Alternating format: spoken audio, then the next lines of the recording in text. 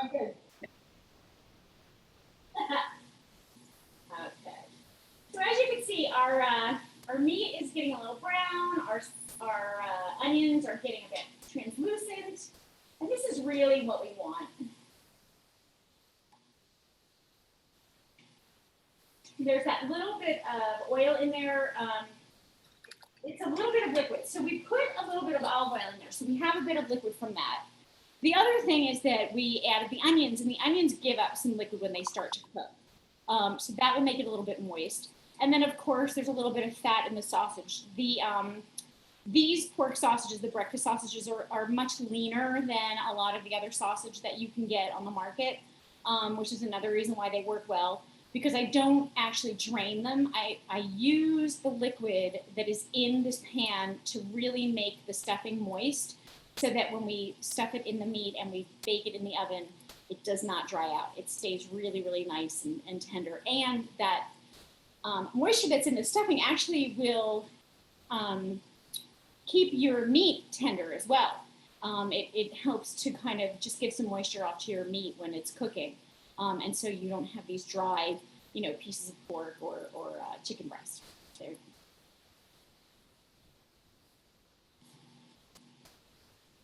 All right, so I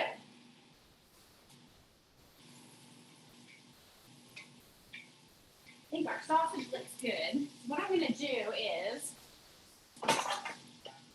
I'm going to remove the sausage to another pan.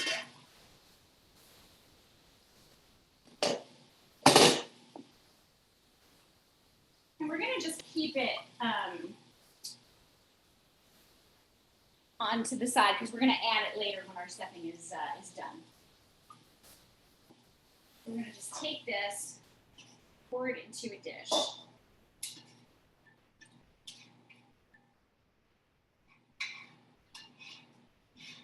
And it's okay if a couple little bits left behind. All right, so now the stuffing normally calls for, I think, a cup or a cup and a quarter or something, a cup and a half. We're going to actually make it with 2 cups of water. Once again, we're just adding a little bit more liquid in there than what it calls for. It just helps to keep the stuffing nice and moist.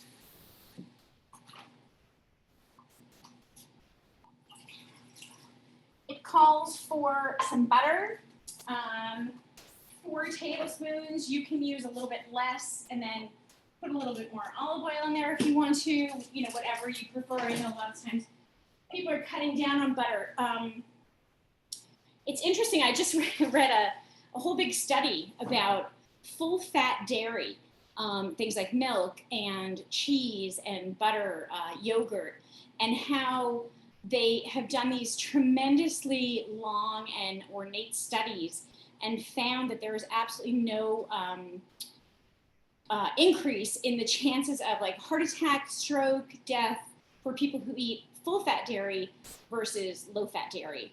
And they actually think that some of the components in full fat dairy is actually good to prevent against stroke. So, it's an interesting thing. I feel like we're always evolving, right? What we know about food and what we learn and, anyway. So maybe butter's not all that bad is all I'm saying. Okay, I think everything in moderation is the rule of thumb, right? Exactly. Well, another thing, for me, I always thought about the fact that, how much you need to process a food that is a fatty food in order to make it not fatty. I almost wonder sometimes we're taking something out of its natural form and making it into something that it's not supposed to be. What is that doing to our bodies? So, it's just, not who's to say? We just don't know. But anyway, my feel is that, as natural as it can be, I sort of want to stick with that. And like you said, you're not going to eat a pound of butter. Right. So is it that bad? Probably not. The journalist Michael Pollan likes to say that if your grandparents would eat it, then it's probably okay for you to eat it. My mom they always like ate what was on the farm, right? And what was in season. And, there was a lot of longevity there and those people worked hard their whole lives. So who knows? Right. Yeah. All right, so we are ready to put the stuffing mix in. All we do is really just get this butter and water up to a boil. I'm going to put a little splash of olive oil. And then you just put this bag of stuffing mix and cover it for 5 minutes. Like, not be easier.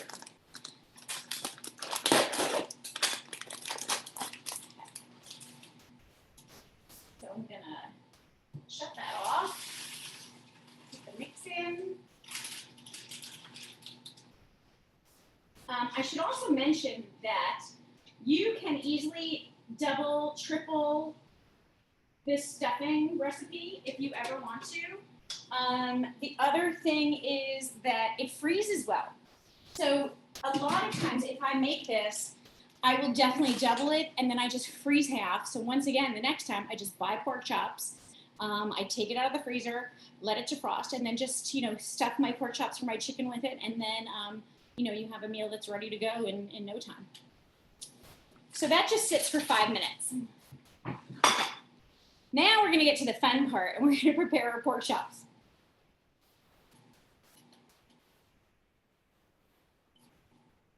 Okay. So we have our spice mix. We have our pork chops, and I have chicken. What I normally will do is I have a taco stand. I know not everybody has those, but it's just a little metal, stand that goes up and down that you put your tacos in when you prepare them or cook them. This is perfect to use that, with that, because you just stand the pork chops right in the taco stand, which I will show you after. If you do not have a taco stand, which I didn't even have until not too long ago, you can just use some tinfoil. And you just make a little pocket to support your pork chop. So all you do is take a piece of foil,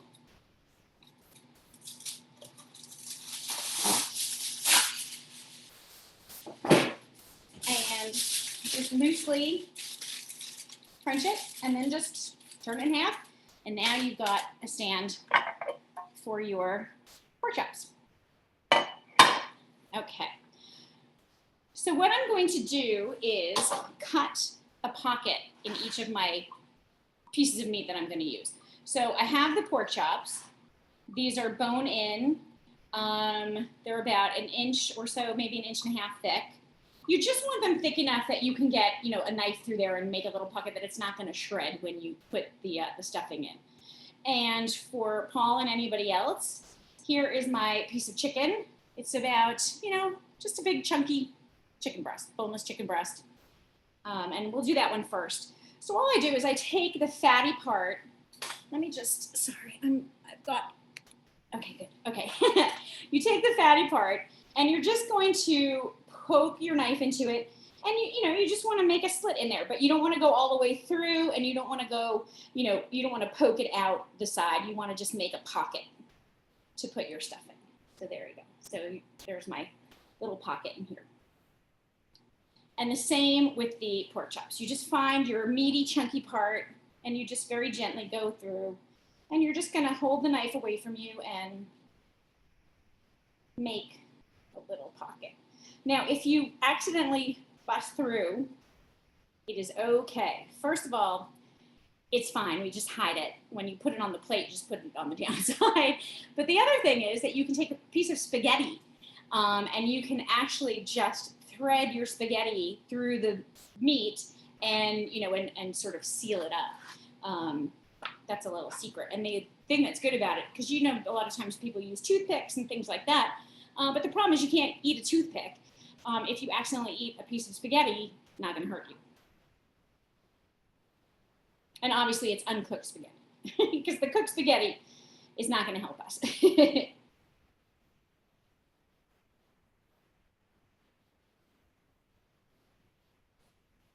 So there you go. And you get the hang of it after a while. But so see, I'm just taking the pork chop and just making a nice little pocket in there.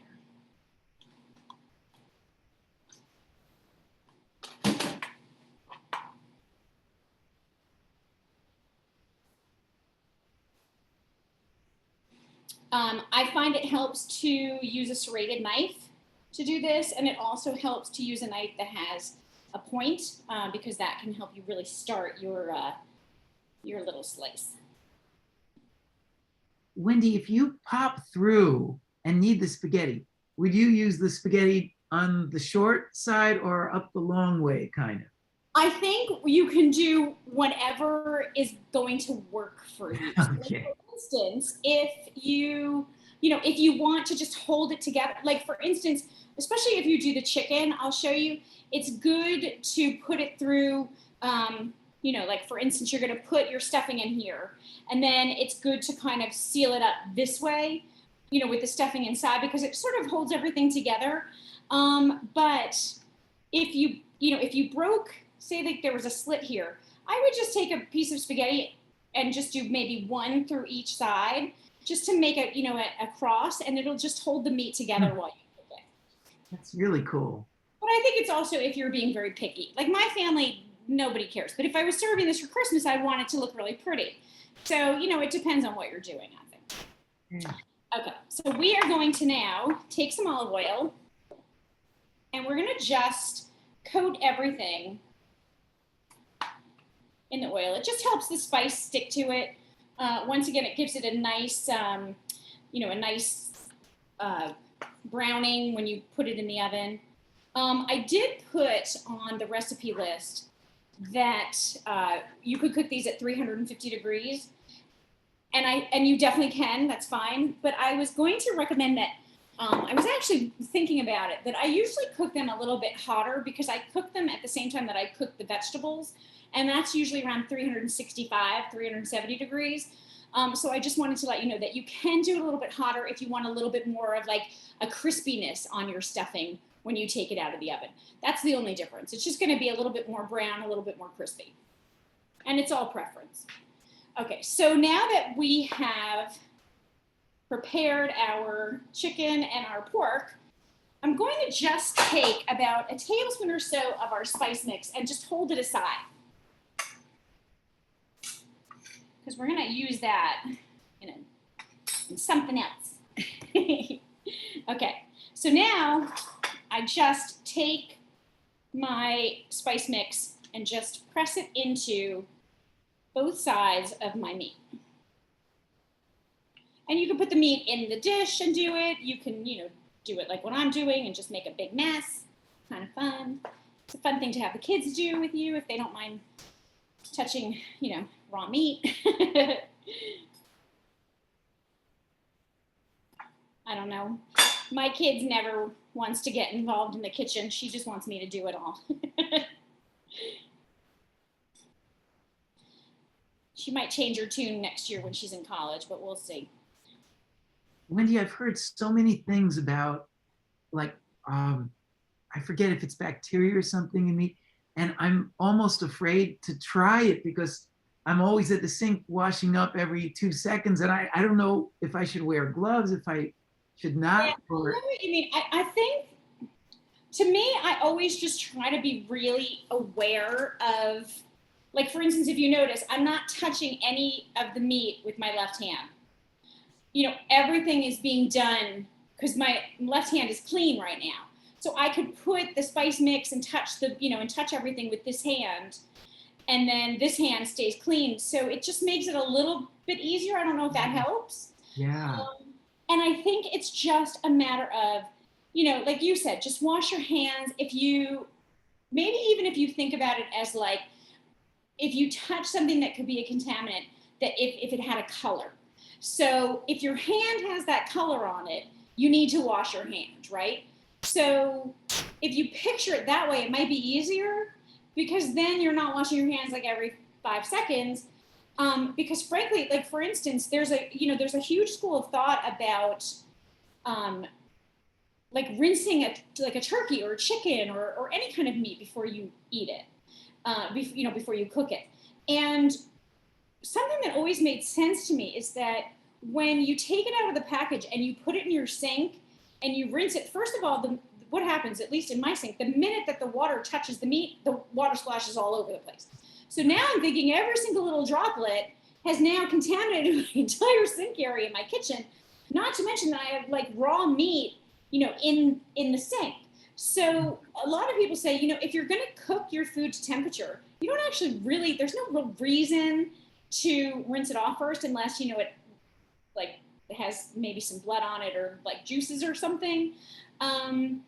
So I definitely understand your concern. I try to be very, very particular. The only thing I can tell you, in my opinion, with gloves is that I feel like a glove is just, an extension of your hand. Like if your hand is dirty, your glove's going to be dirty. So now you just have another thing that you have to worry about keeping clean, right? So I just think, wash your hands really good when you start. Anytime you touch raw meat, wash them and then wash them at the end. I think you'll be totally fine. Okay, just being reasonable and not, because you read so many things, you go crazy. You're afraid to touch it. I know, but I'm with you. I really, really, I get it. All right, so I'm gonna just loosely put these in my pan for right now. We're gonna stuff them in a minute. We just gotta finish our stuffing. And we're gonna just put them with the slit side up. So like for instance, Paul, like what we were just talking about, this is what I just used to have the raw meat on, and it goes right, right in the sink and gets rinsed off, and and we're not using that again because it's had raw meat on it. Got it.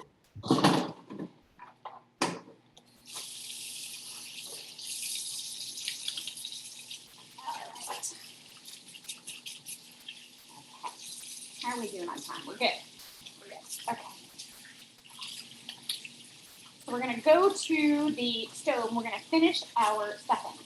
And this is the fun part of the stuffing, Isaac. And that's when we put all the good flavor into it. So let's take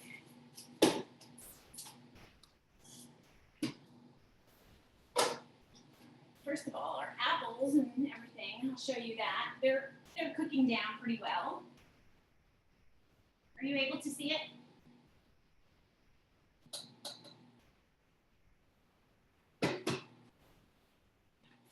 Okay, good. I'm checking. Okay. All right. Now this is our stuffing. And we're just going to give that a nice turn. And then we're going to put our sausage and onion mixture. And all that good liquid that's in there. We are going to put about half a cup of brown sugar. And this is when we make our sweet and spicy. And then the best part is you're going to put about a half a tablespoon of cayenne pepper. Now you can use a little more, a little or a lot less. You don't have to use it at all if you don't like spice. I like to have enough spice where it sort of builds, but it doesn't bother you. I just like it where you're like, ooh, that's, there's something spicy in there. But the minute that you recognize it, it goes away. And I find about a half a tablespoon does that. Once again, it's all about your preference. The one thing that's good now is that your stuffing is cooked. It's fully cooked. It's done. So you can actually taste it. I would start small if you're not sure if you like the spice, like maybe put half a teaspoon, mix it up, take a little taste. Another half a teaspoon, mix it up, take a taste until you get the spice level that is good for you or your family.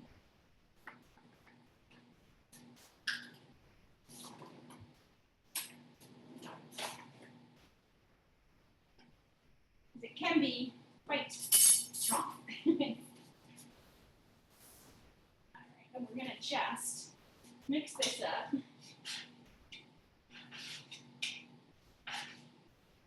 And it smells so good. And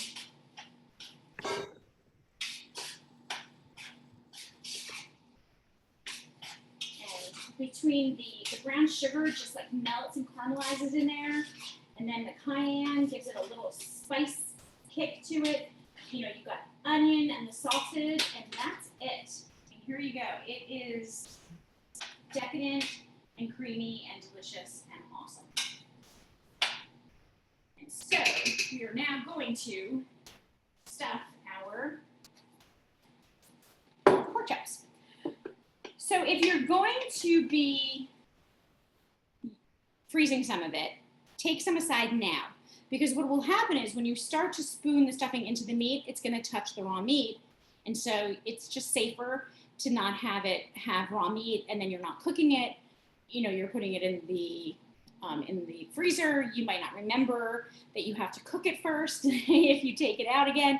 So I find that it's better, you know, just to kind of put it aside if you're gonna, you know, if you're not gonna use all of it. So for instance, we probably won't be using all. Just a little, okay. So I'm just gonna take some of it out to use for another day. Probably use, usually this is enough for like I would say like 6 to 8 pork chops. We have a little bit more, I'm doing a little less tonight because I already did some earlier so I could show you. So I figure I'll just, you know, take some out for later. My daughter loves to eat it just by itself, so that works. Okay. All right, so now we're just gonna take the stuffing and just put it in those little pockets that we created. And you just wanna push it in there. It doesn't matter if it's perfect. It will actually help you to get your pork chops to stand up because they're kind of a little wonky sometimes.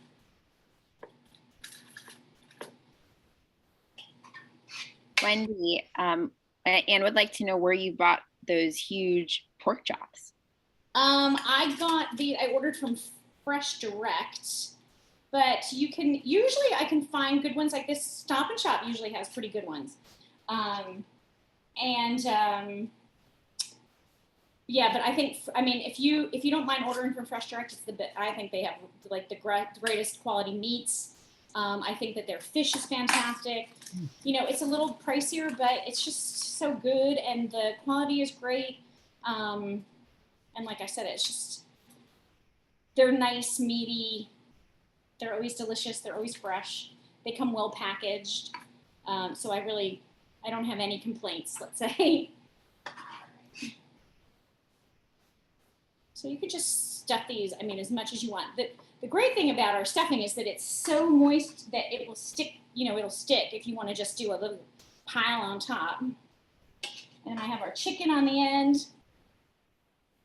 And then that is basically it. These go in the oven. Oh, I'm sorry. We have to do our onions. So really quick. Sorry about that. I got so carried away with this stuffing because it's really delicious. Okay. So, all right. What I like to do is add another little tiny bit of moisture and flavor to our dish. It's a nice accompaniment to the pork chops and the stuffing. And that is, I just take some onion and we roast it in the pan with the pork chops.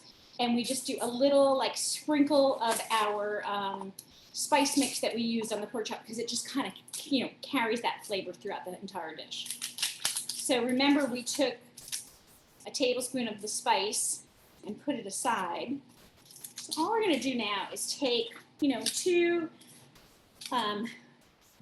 two smaller or one, medium, large size onion, and you're just going to take the skin off, and then you're going to cut it into just some big chunks.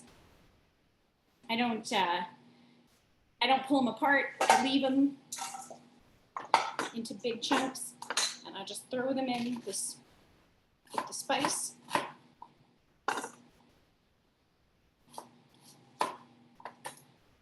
And then I'm just going to put a splash of olive oil, a little salt and pepper, some salt and pepper on my chops too. Why not? Let's make them really tasty. And then we're going to stir this up. And our onions just get, like I said, just a little coating of that spice mix. Just keeping that spice profile going throughout the whole dish. So I'll show you, that's what it looks like. And then you're just gonna dump them in your pan around your pork chops or your chicken. And now your pork is ready to go in the oven. So here we go.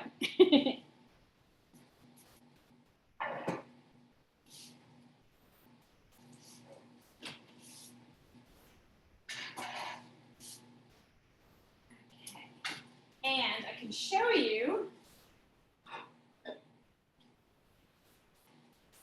this is the end result. So as you see, this is the taco stand. And oh, let's do it this way.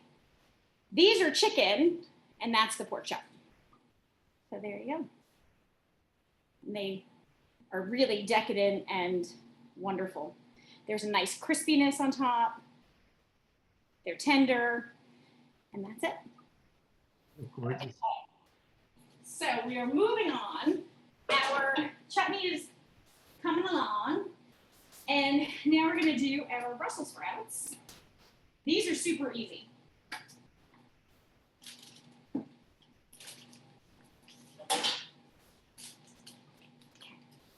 All we're going to do is take Brussels sprouts and just slice them, shred them, cut them into small slices, whatever you prefer. Here's a Brussels sprout. I usually just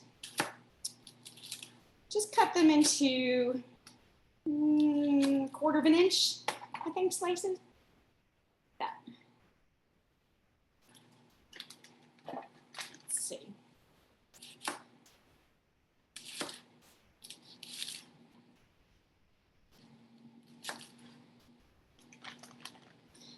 I pre-did these so that you didn't have to stand here and sit and stare at me. Okay, so what I'm going to do is put these in a pan. And we're going to just mix them with some olive oil and some salt and pepper and put them on a baking pan, and just put them in the oven for about 20 minutes at 400 degrees and let them start to roast.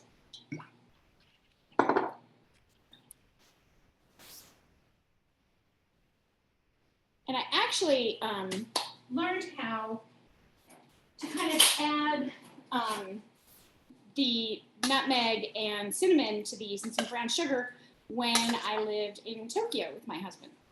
So there was this bar called X Bar in this place, part of Tokyo called Roppongi, where a lot of Americans hang out.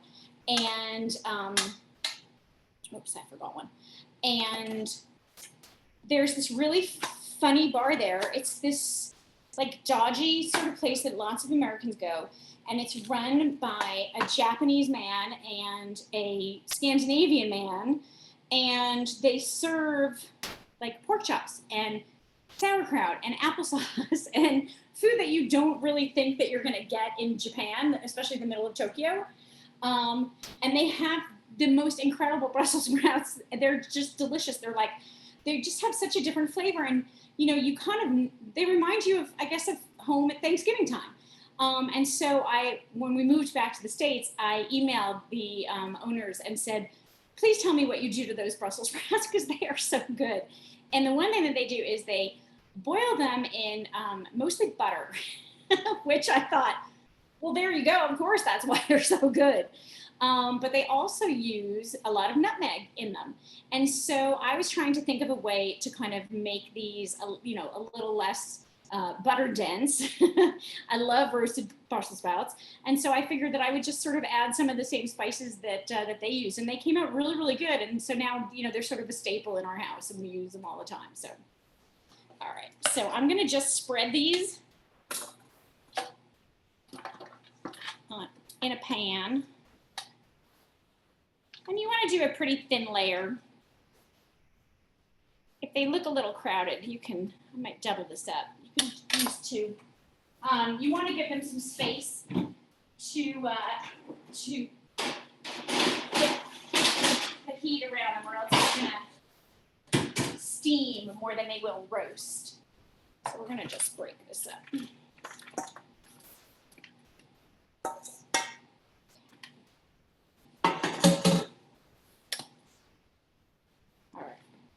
And we're gonna put these in the oven while we do our dessert, and then we should be well on our way. So these are going in 400 degrees for about 15, 20 minutes.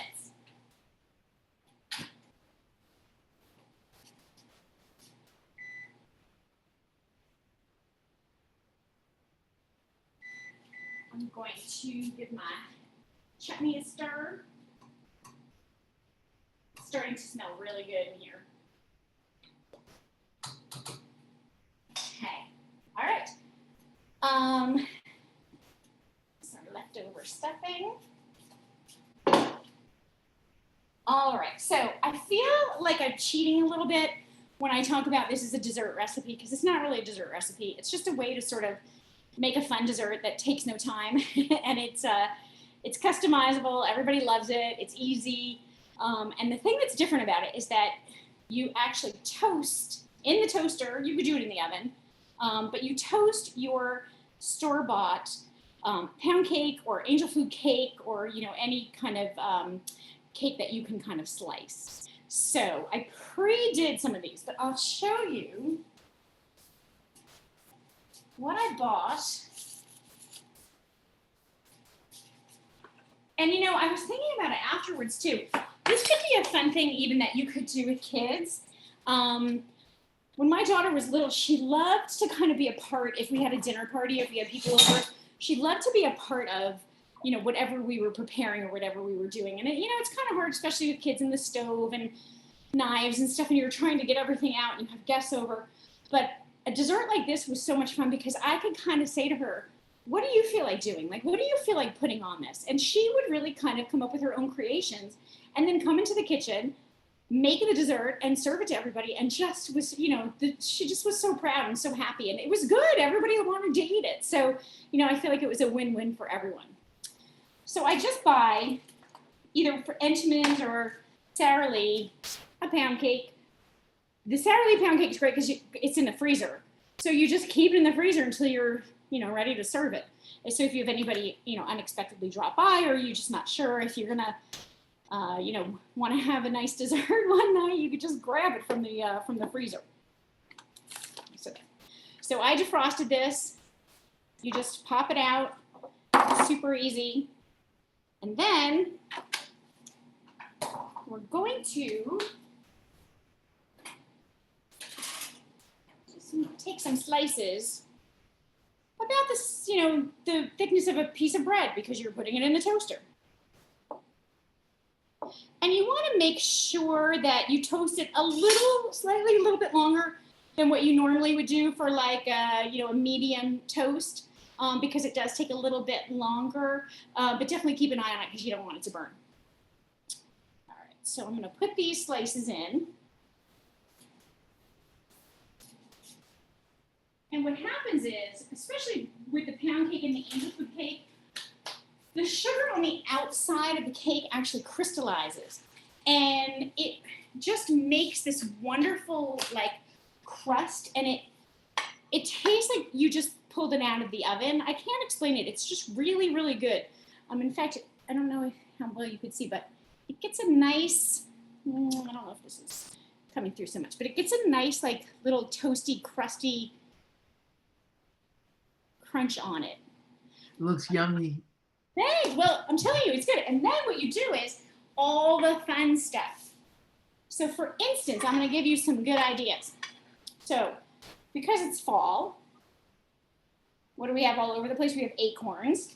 So what I did was I got some Pop'ems, little donut holes. And if you get a good one, if you get one, you can actually take some peanut butter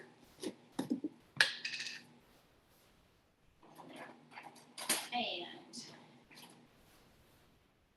you just put some peanut butter around the top.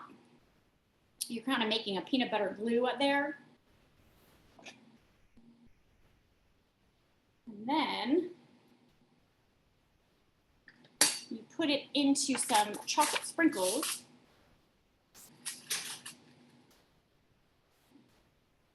kind of clean up the edges a little bit. And then I take a pretzel rod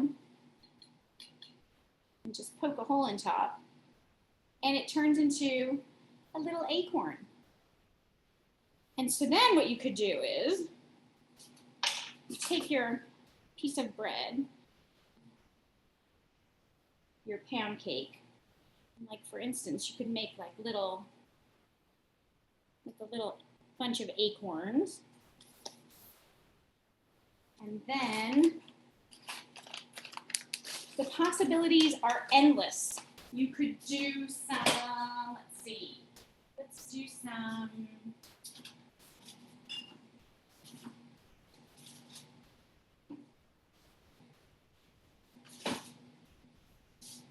I'm sure everybody has like all kinds of syrup, right, in their house. Syrup. But you could do things like, you know, Hershey's makes a caramel syrup, and you could do a drizzle of caramel, and then you have your cute little things, and then maybe some, how about this? Sounds good. Here's some sliced almonds. This is so creative. It's Well, it's so just, I cool. mean, honestly, it's just fun, and it's, you know, and it's good, right? So like for instance, here, oh, I'm gonna do it over here. So, like here you have your cute little acorns, right? You can do, one thing that I think is really good is, you know, we're coming up to the holidays. So you can do some chocolate syrup, and you just kind of have fun with it, right?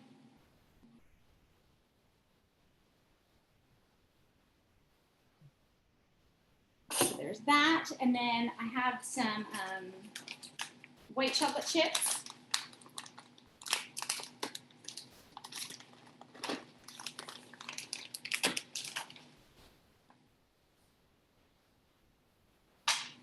And then I was thinking, look, candy cane, right? Maybe we'll just crunch this up a bit.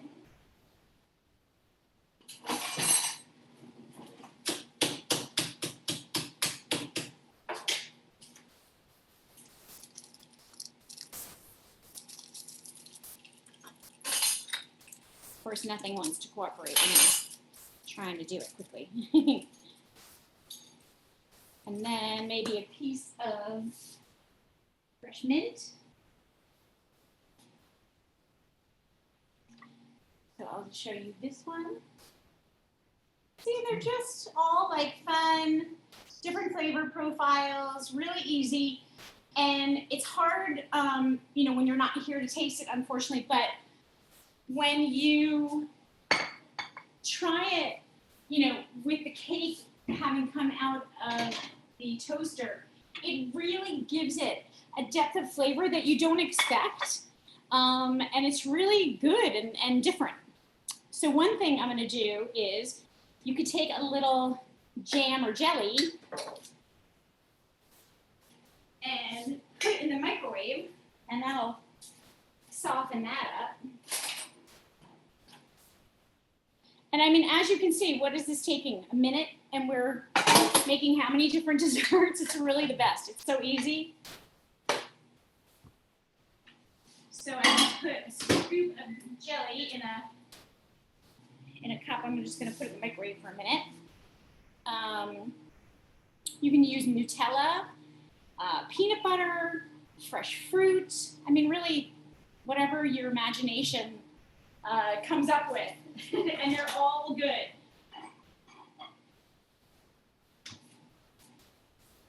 So I'll show you what happens. All you do is put, you know, jelly in the microwave, and it really makes a nice, beautiful syrup. Amazing, Wendy. I had no idea you could do these kinds of things. It's so I mean, it's easy. liberating. You know, who would know that it's just jelly from your refrigerator, right? So this will take, I've got some berries.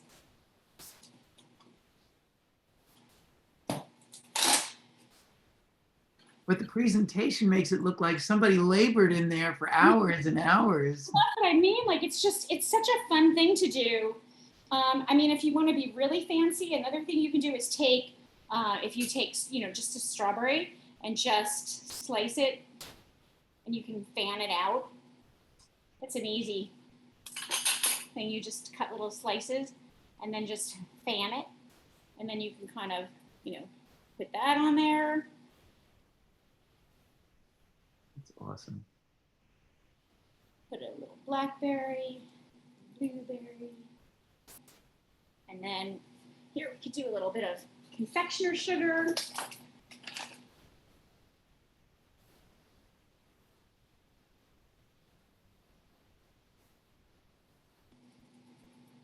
There you go. Here's another one. Some whipped cream on there. Wow. It's all perfect.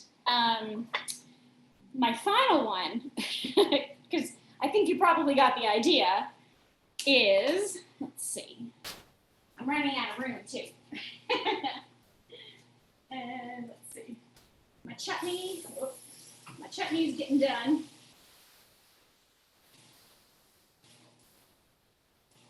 Yeah, so basically the chutney is finished. As you can see, there's, the liquid is pretty much all gone and everything's nice and soft. It's still holding its shape, but it's, it's nice and tender and soft. And there we go. We're gonna just let that sit for a minute.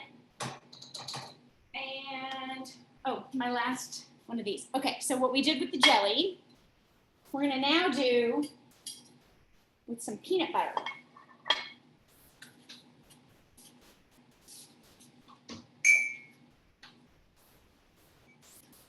So you're just gonna take a spoon of peanut butter. Once again, trusty microwave.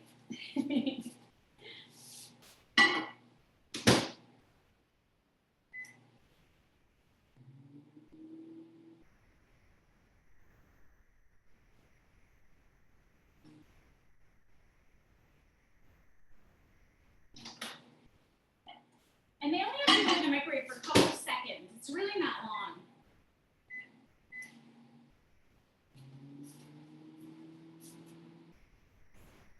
Just let that peanut butter really do its thing.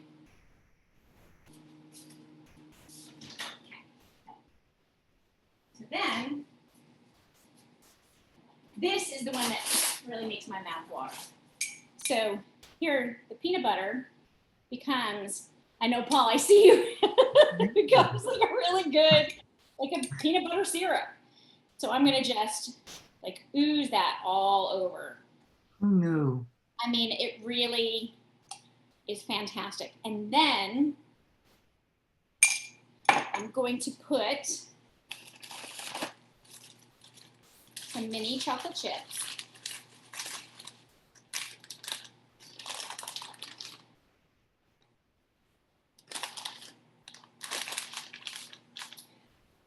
We could take some of that pretzel that we used and crunch some of that at the top.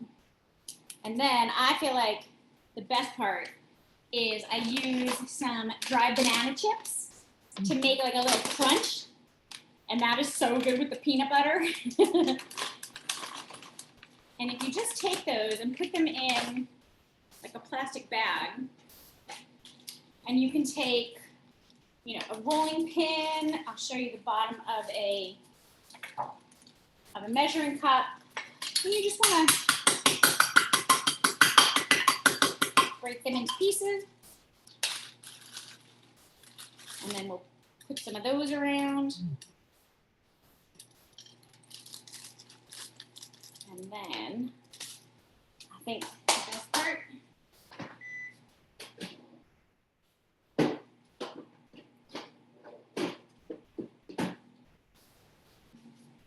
is a big dollop of whipped cream.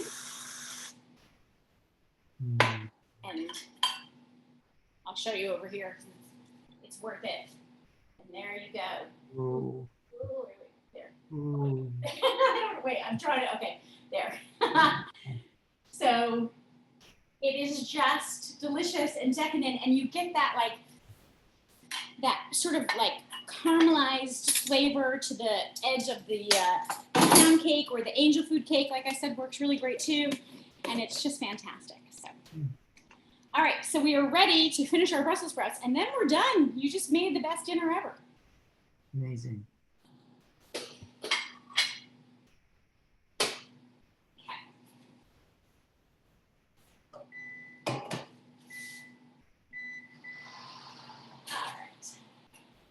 Show you. Here is our Brussels sprouts.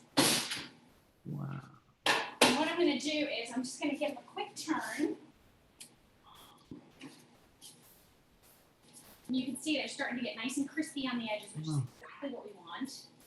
Wendy, you used oil on those again, was it? Yeah, just olive oil. Okay. Okay. And now we're going to take some cinnamon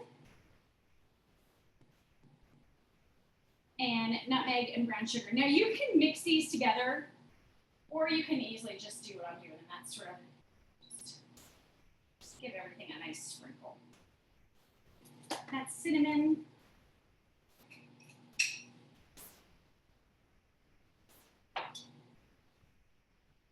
Nutmeg.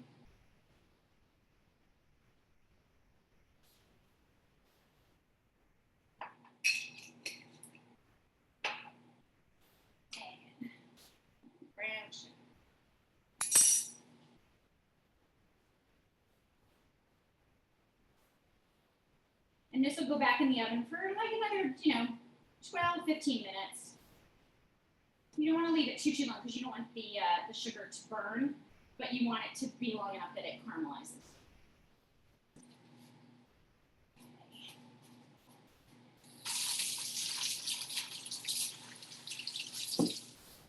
All right.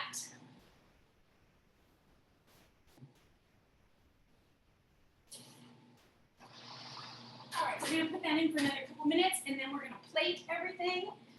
In the meantime, does anyone have any questions?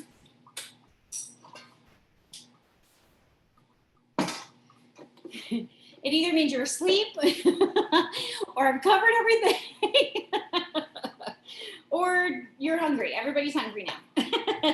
It looks great, Wendy. You're so creative. It's very inspiring. Mm-hmm.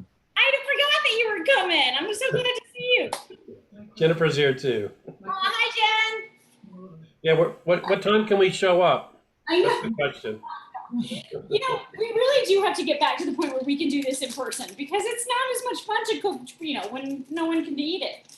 I say that if everybody likes this, try yourself, and then maybe what we'll do is we'll have a reunion class, and we'll cook it together. That would be fun. That'd be awesome. Right?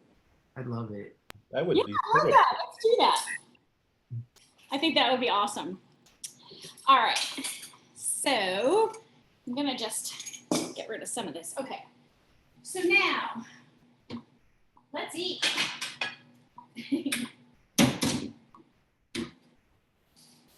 What you can do is I put the chutney in this little dish. And like I put some cranberries and a little sprig of mint. Ah, beautiful. So that would go on your table. So festive. All right, we're gonna do a pork chop. Let's see if I can get this out. And the other thing that's great is that, the chicken really looks just as good as the pork chop. Mm. So, if you're not gonna eat pork, or if you wanna cut down, or you just want something a little more lean, you certainly are fine with that. Pork chop. Then we have this wonderful chutney that's going to really help balance out the sweet and savory of the pork.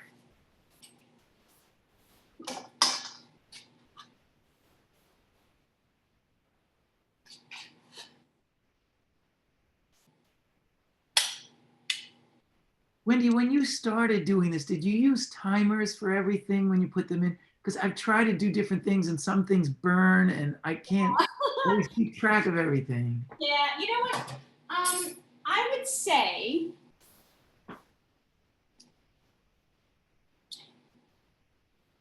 so. The chutney cooks for almost an hour, so that's kind of easy. You just sort of like leave that. You just have to stir it once or twice. Just make sure it doesn't burn. So you could throw that in when you start. Maybe the best thing to do is do the stuffing ahead of time and just put it in the refrigerator overnight or earlier in the day or whatever. Mhm. Make your spice mix ahead of time so that all you're really doing is putting like your chicken together, because that's going to cook for about 35 minutes or so in the oven. And so then, I would say, like, if you start your chutney, you put the chicken together, put it in the oven, and then the minute that you do that, then do the Brussels sprouts, and then everything should be pretty much done around the same time. And then as you see the dessert, you can literally do as people are, finishing up their their dinner. So it's easy. All right, let's see how we're doing. I'm gonna rush these Brussels sprouts a tiny bit just because I don't want to keep anybody. They are basically perfect.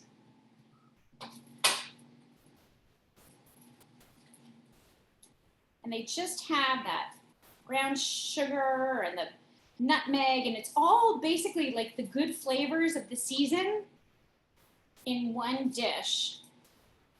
And then if you want to be really fancy, I think Pete has seen me use these before, my secret. I love to eat these, but I also think they're beautiful, is I get the pomegranate arrows. And you could just put those on things, give your dish a little sparkle. We'll do a little pinch of cinnamon on our chutney to give it a little depth. And then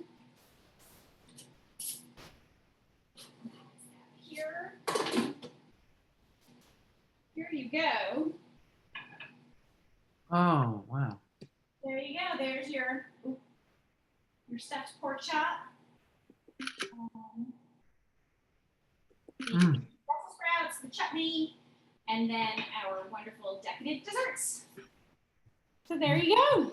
Bravo. Thank Fantastic. you very much. Amazing.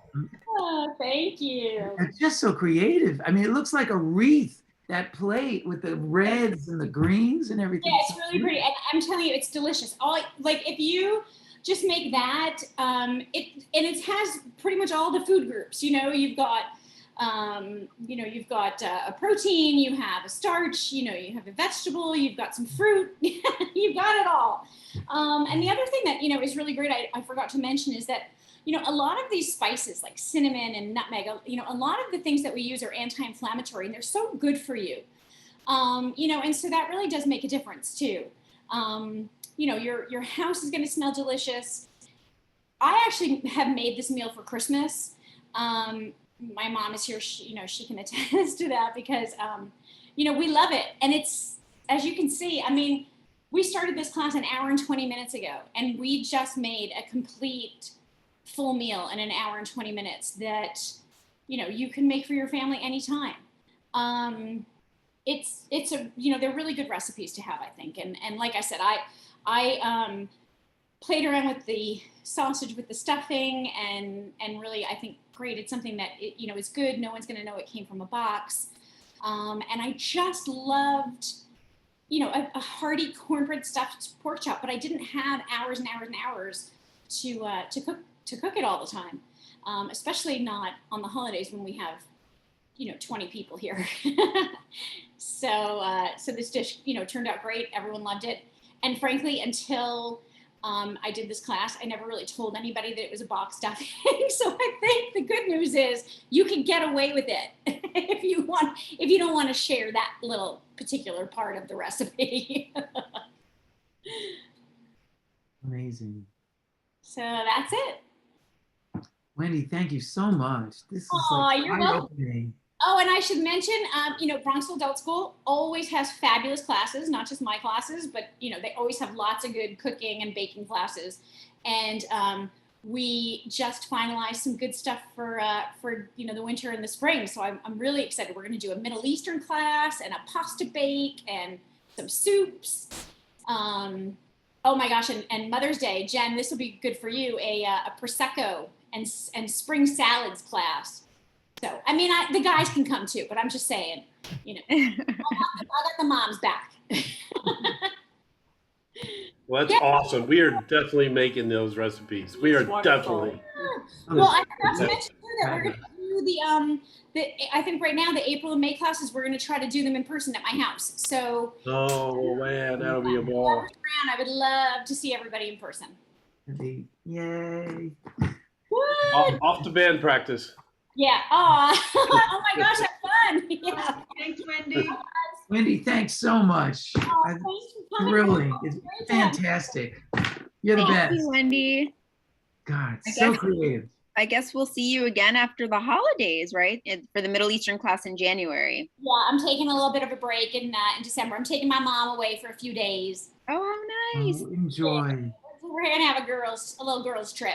We deserve it. You do deserve it. That's so fun. Nice. Yeah, thank you. Good for you. Great time, and we'll see you soon.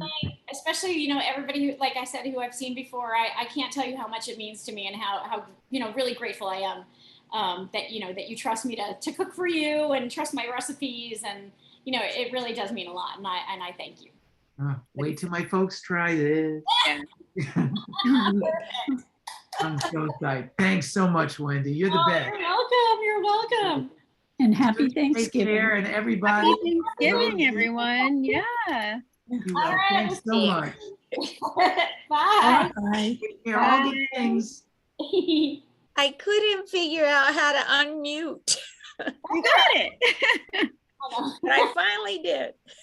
Good. Wendy, remember the oranges when you put the stuff in the oranges at Christmas?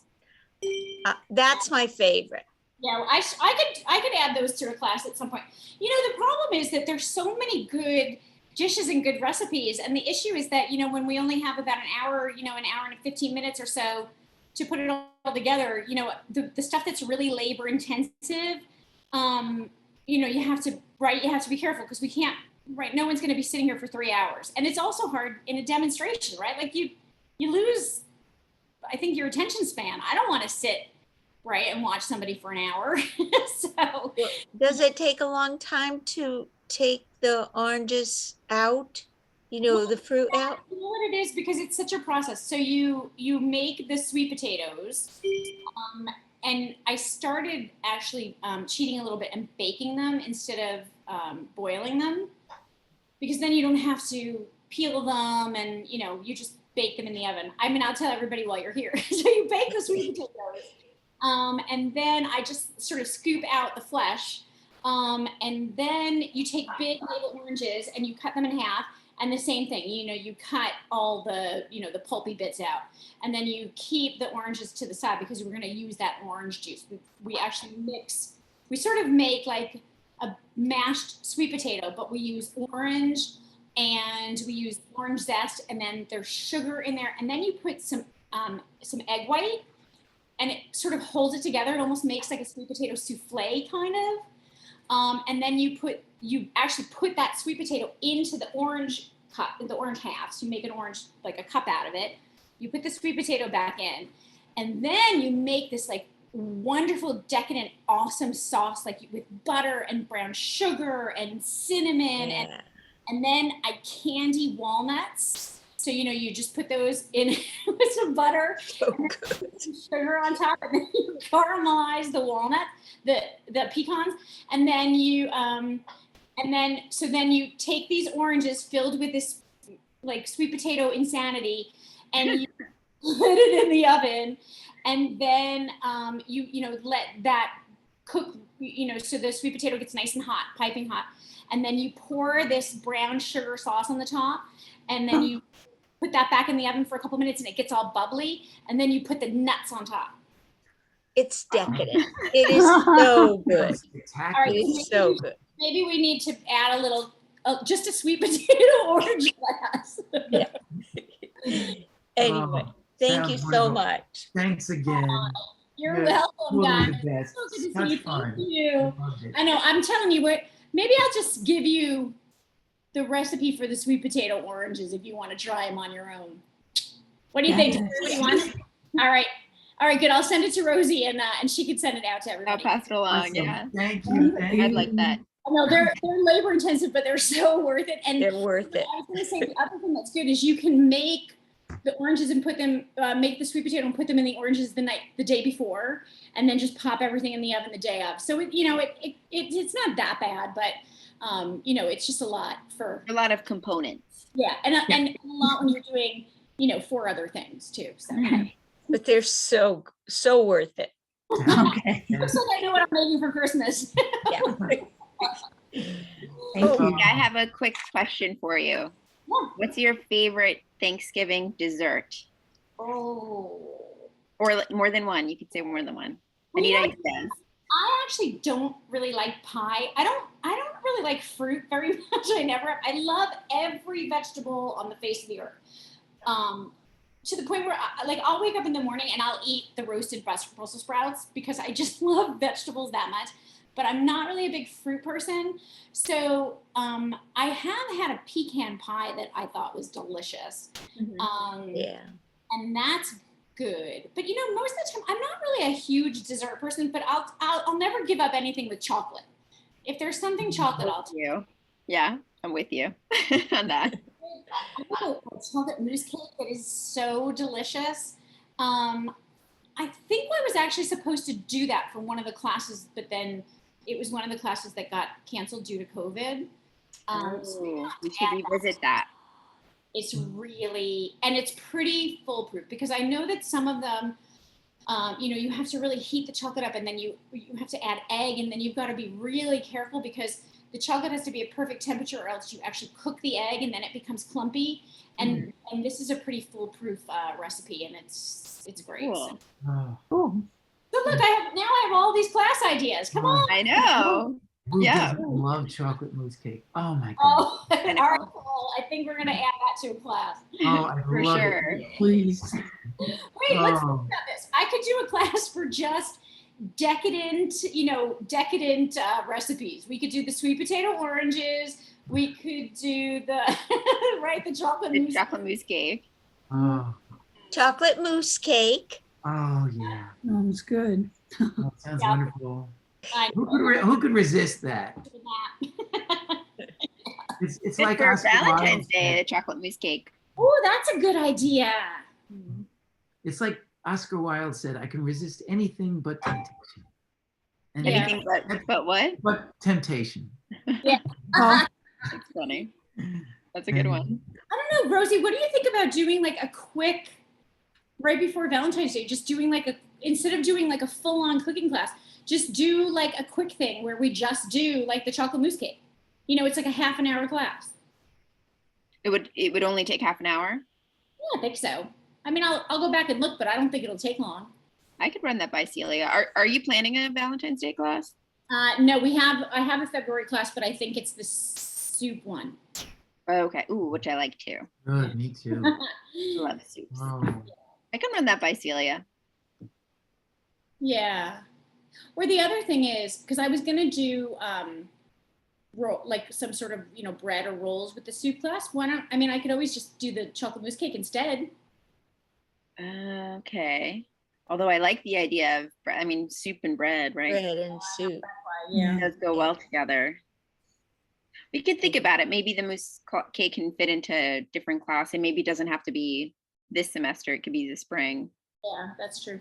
All right, we'll figure it out. We got plenty of food and Right. plenty. There's so much that you have to work with. So sounds great. just You know, keep this going. a couple people on. I should ask. If we did it in person, in a few months, would you guys be comfortable? So, I know my mom is I got my booster. Yay! Me too. I'm I gotta boosted. get my booster. I'm eligible. That's All right, the well, one we thing. don't need to think about it now. I'm just, it's a hard thing for us. to, Yeah. to know, right, to gauge, like if people are comfortable or not. Because I think too with the winter coming, it's hard to tell with the winter. I think Right. it And the could go flu up season. again in the flu It- season. It But maybe is come flu spring. season.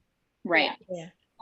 But maybe come Or we'll spring. play clear. I mean, either way, I can always, I mean, Rosie, they'll call the shots, but I mean, we can always bounce them to, back to Zoom if it's not, obviously, we want to be safe. That's true too. We could give it a shot and we can always switch it back to Zoom. So Yeah, or I mean, worst case scenario, the one that we were doing in May, maybe the weather will be nice enough when we could do it and we'll sit put outside. outside. Yeah. And it's a salad class, so it's a lot easier to make a salad, when Yeah. you're not in the house. So Yeah. Hmm. Good Anyway. idea. I would love that. Yeah. Sounds great. all right, well, I better go clean my kitchen.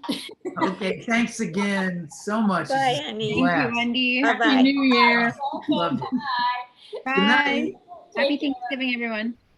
Bye-bye. I don't know how to get off of here. Oh, I got you. Ready?